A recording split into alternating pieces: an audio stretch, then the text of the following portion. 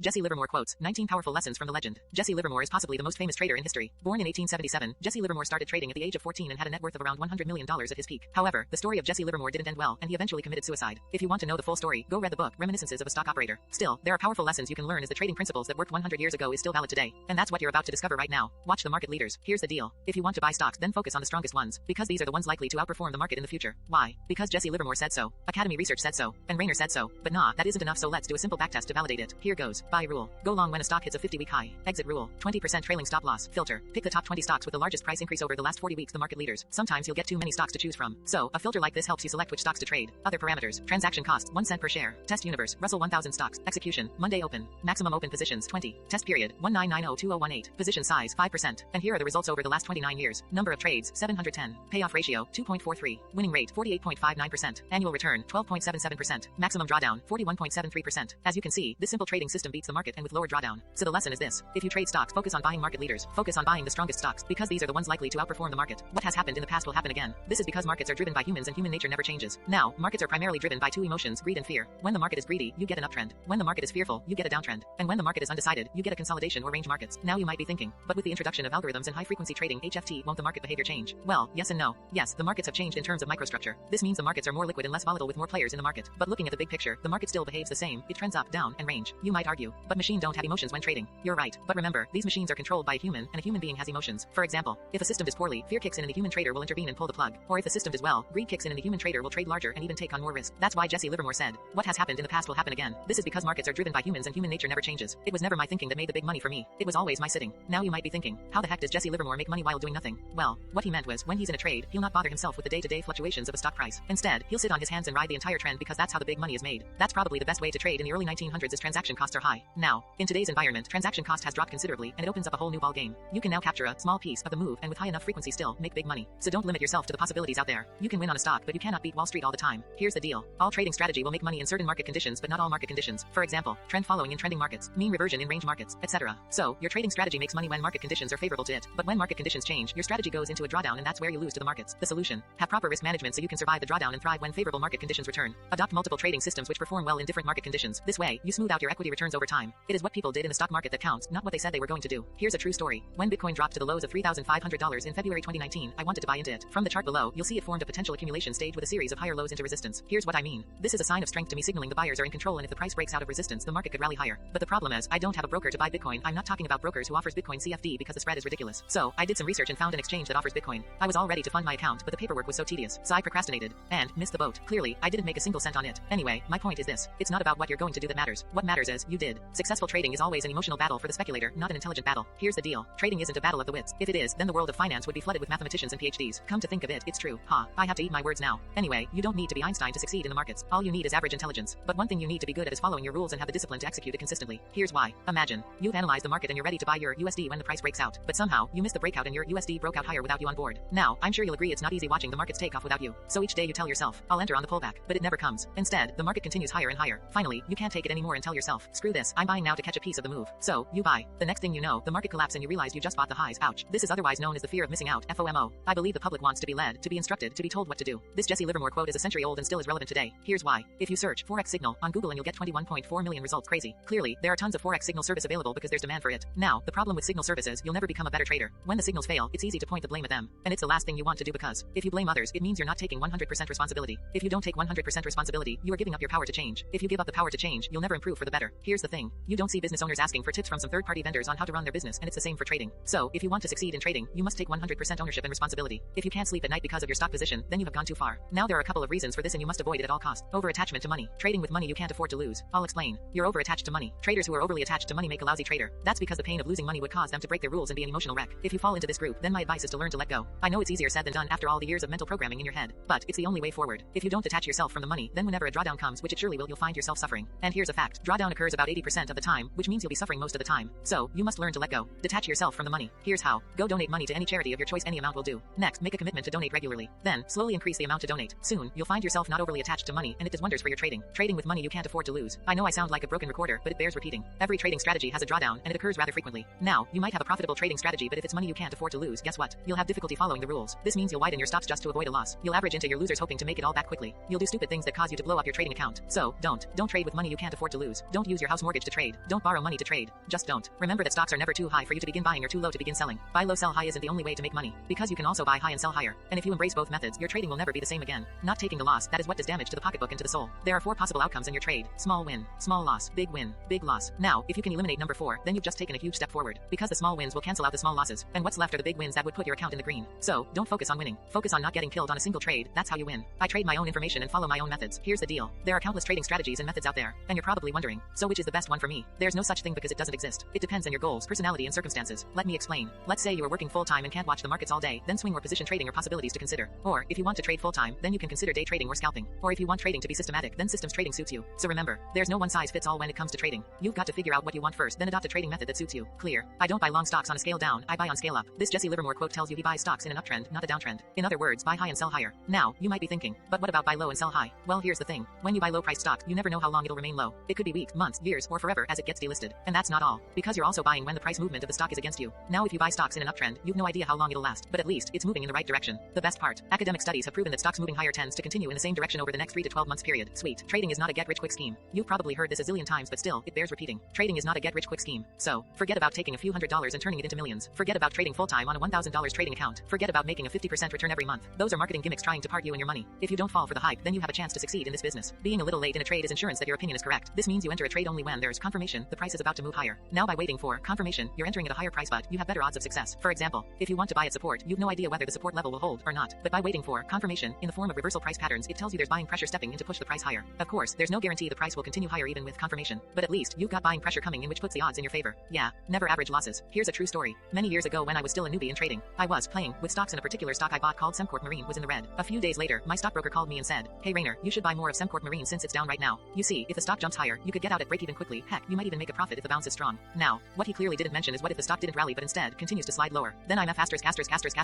I didn't take his advice and sold Semcorp Marine at a loss. Anyway, my point is, averaging into losses might get you out of my losing trade quickly, but the one time a stock doesn't return to its previous highs, you're screwed. Note, if you know what you're doing, averaging into losses can work, but if you're new to trading, avoid it at all costs. Don't try to play the market all the time. Here's the thing. A trading strategy only works when the market condition is favorable to it. For example, trend following works best when markets are trending. If markets are in a range, a trend following strategy loses money and goes into a drawdown. And as you know, market conditions are always changing from an uptrend to a downtrend, range, etc. This means your trading strategy isn't going to work all the time. So, don't think you must always be trading the markets all the time, because staying onto cash is a position itself. Trade along the path of least resistance. This is another way of saying trade with the trend. Here's why. Number 1, you increase your winning rate. As you know, a stock that's moving higher tends to continue higher. So by trading with the trend, buying a stock that's moving higher, you increase your winning rate. And here's a piece of research by Nick Raj which shows stocks breaking out of 52-week high have a lower probability of a loss as time goes by. Red line is buying on a 52-week low. Blue line is buying on a 52-week high. X-axis, holding time in days. Y-axis, probability of a loss in percent. As you can see, the probability of a loss decreases when you buy on a 52-week high. In other words, your winning rate is improved when you trade with the trend. Number 2, you increase your profit potential. In a trending market, there are 2 types of move: trending move, retracement move. Now, let me ask you, which leg of the trend do you want to trade, the trending or retracement move? I'm sure you'd want to trade the trending move, right? Because it lasts longer and offers greater profit potential. If you want to learn more, then check out the Trend Trading Strategy Guide. Markets are never wrong, but opinions often are. Have you ever heard traders saying stuff like these? Gold is already at the lows. It can't go down any lower. I'm not wrong. My fundamental analysis is correct. The market doesn't know what it's doing. Here's the deal. If you play the blame game, you'll never become a better trader. You'll fault the market, the broker, the strategy, etc. But if you're willing to accept you can be wrong, then you can make changes and improve. You'll respect the markets and accept that anything can happen. You'll have a stop loss in place so you don't let a trade get out of hand. You'll adopt proper risk management so you don't blow up your trading account. And remember, trading isn't about whether you're right or wrong. Instead, it's about how much you make when you're right and how much you lose when you're wrong. I never argue with the tape. You're probably wondering, what is the tape? A tape is a machine that tells the price of a stock and its delayed prices, and it's commonly used in the early days of trading when technology is much simpler. Anyway, what Jesse Livermore is trying to say is, never argue with the market. But if you read his story, there are times he went against the market and it cost him a fortune. Here's how. Always know where you're getting out of the trade before you get in. Get out of the trade when the time comes, no exceptions. Cool. So, what is Jesse Livermore trading strategy? Here's the thing. There aren't any books that spill out Jesse Livermore's trading strategy, but if you read Jesse Livermore quotes in his biography, Reminiscences of a Stock Operator, you have a good idea on how he trades the market. So, let's share with you some key principles he adopts in his trading strategy. This is solely based on my opinion. Principle number 1, trade with the trend. This means you want to buy in an uptrend and sell in a downtrend. A simple technique you can use is the 200-day moving average. If the price is above it, you look to buy. If the price is below, you look to sell. Pro tip. For stock traders, you can refer to the index to get your bias. For example, if you're trading US stock, you can refer to the S&P 500 index and see if it's trading above or below the 200-day moving average. Principle number 2, trade breakouts. There are many ways to trade breakouts. You can use a stop order, wait for a close above the highs, wait for a build up to form before it breaks out, etc. There's no right or wrong as it depends on your trading strategy. Principle number 3, ride the trend until it ends. Jesse Livermore started as a scalper in his early days of trading. Then he evolved as a trader and captured big moves in the market due to his large trading capital where he can't enter and exit his trades easily. So, if riding trends is your cup of tea, then you can use tools like moving average, market structure, average true range, etc. To learn more, check out 5 powerful ways to trail your stop loss and ride massive trends. Principle number 4, focus on the strongest markets. You're wondering, how do I identify the strongest markets? Well, there's one simple trading indicator that gets the job done. Introducing the rate of change ROC indicator. The ROC indicator measures the percentage change from X period ago. For example, if you use 50 period ROC on the daily time frame, this means it calculates the change in the price of an instrument over the last 50 days. So, one way to identify identify the strongest markets is to rank them according to the rock. Conclusion. And there you have it. Powerful insights and lessons from a legendary trader, Jesse Livermore.